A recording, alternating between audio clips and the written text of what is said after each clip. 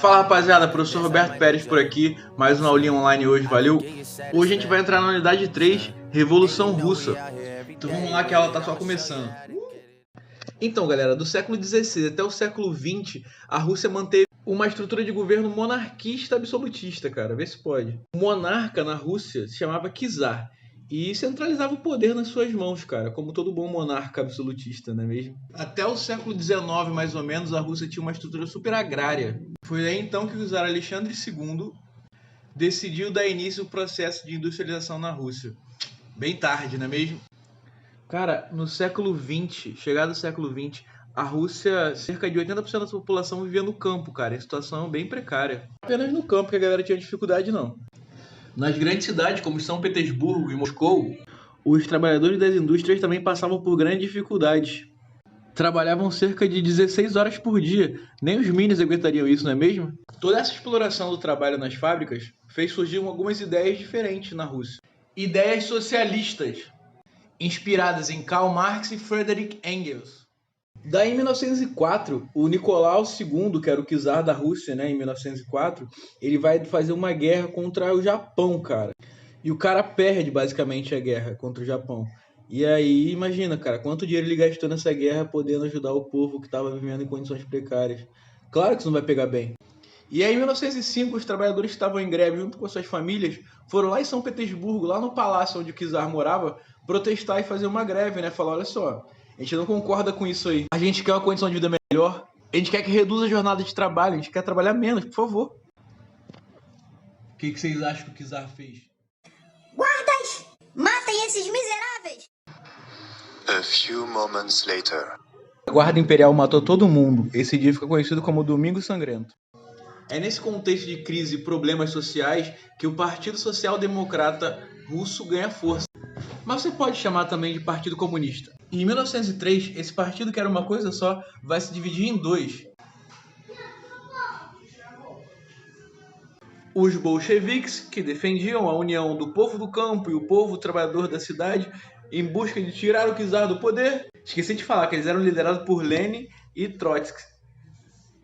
E do outro lado, os mencheviques, que eram a minoria e acreditavam na união do povo do campo, do povo do trabalho na cidade e dos burgueses. Querendo assim uma revolução gradual, vamos com calma. Os bolcheviques passaram a defender publicamente que não queriam mais o czar no poder e defendiam que a Rússia deveria sair da Primeira Guerra Mundial. Sim, a Rússia, mesmo com tanta pobreza, estava participando da Primeira Guerra Mundial e gastando muito dinheiro. E não tinha dinheiro, e o povo passando fome. Meu irmão, confusão danada. Cara, não teve jeito. Em 1917 teve tanta revolta, tanta greve, que o czar Nicolau II acabou caindo. A monarquia czarista foi substituída por uma aliança liberal, um governo liberal governado pelos mencheviques. Esse governo provisório durou papo de 8 meses. Esse pessoal manteve a Rússia na Primeira Guerra Mundial, mas liberou uma galera bolchevique que estava presa, como Lenin e Trotsky, por exemplo, tinham sido exilados. Logo, mantendo a Rússia na Primeira Guerra Mundial, as crises continuavam.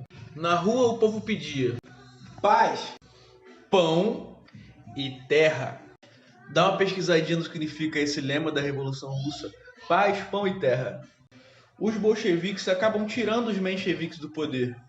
Em outubro de 1917, os principais líderes foram Lenin, Trotsky e Stalin.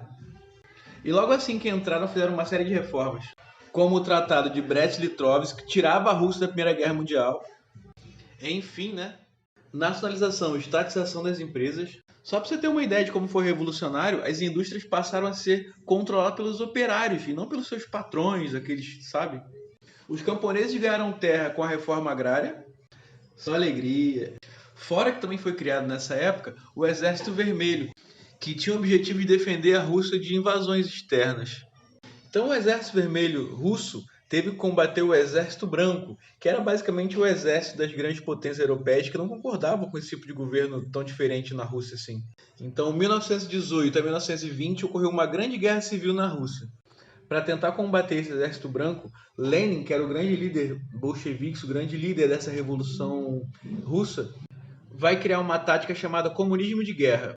Entre suas práticas, dizia que todo camponês devia doar parte da sua produção para sustentar o exército russo. Isso só vai acabar em 1921, com vitória do Exército Vermelho. Em 1922, a Rússia ficou completamente destruída, né? Lógico, uma guerra. Então Lenin propôs uma união de todas as províncias próximas à Rússia para formar um grande blocão. E é daí que vai nascer aquela sigla que você conhece chamada URSS. Além de criar uma nova política econômica a fim de desenvolver o socialismo, que consistia basicamente em se aproximar um pouco do capitalismo para aí sim desenvolver o socialismo. Só que em 1924, o grande líder Lenin, ele acaba morrendo, cara, e isso dá uma confusão danada. De um lado Trotsky, de outro lado Stalin, queriam a liderança do partido. O Trotsky queria internacionalizar o socialismo, né? Expandir para o mundo inteiro. E o Stalin primeiro acreditava numa Rússia forte, para depois aí sim espalhar para o mundo, ok? Stalin acaba vencendo a disputa e começa a governar em 1928. Ele fica até 1953. Cara, ele foi um grande ditador, mas também foi um grande líder que a Rússia precisava naquele momento. Se por um lado Stalin desenvolveu a industrialização na Rússia, por outro lado ele reprimiu a liberdade individual e a imprensa.